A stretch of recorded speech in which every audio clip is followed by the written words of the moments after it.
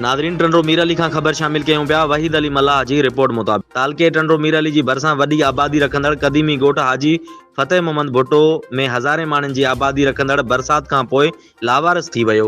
हितां जे रहवासियुनि एहतिजाज कंदे ॿुधायो त हिन महिल ताईं सियासी वर्करनि का असां ॾे अचण जी महिरबानी न कई, न का सरकार तरफ़ां, न का आर्मी जे भरिसां कैंप हूंदे असांजी मदद न कई। असां बार बार मुतासिरनि जूं लिस्टूं ॾेई आया आहियूं, पंहिंजे ॻोठ जी विज़िट लाइ चई आया आहियूं, पर को तदरुक न आहे थियो।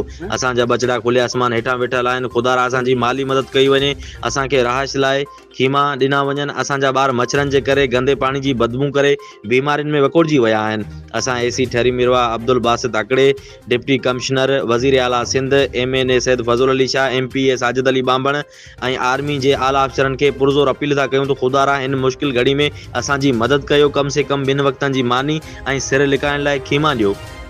AC जा मुख्तियारकार कंहिंजे तरफ़ खां बि असां वटि इमदाद न थियो आहे। ॾिसो था त घर नथा पिया, उसूनि ते ॿार बचा जेको आहे त बीठा रद पचा वग़ैरह कनि था पिया। न टेंट न राशन बि असांखे हिन महिल ताईं कंहिं बि न ॾिनो आहे। असांखे सॼे ॻोठ खे क़दीमी ॻोठ आहे, 100-150 घर असांजो तव्हांजे साम्हूं आहे। सॼा घर टही विया आहिनि, उसूनि ते वेठा आहियूं, वणनि जे हेठां वेठा आहियूं। हिन महिल ताईं असांखे कंहिं बि माना सार सबार न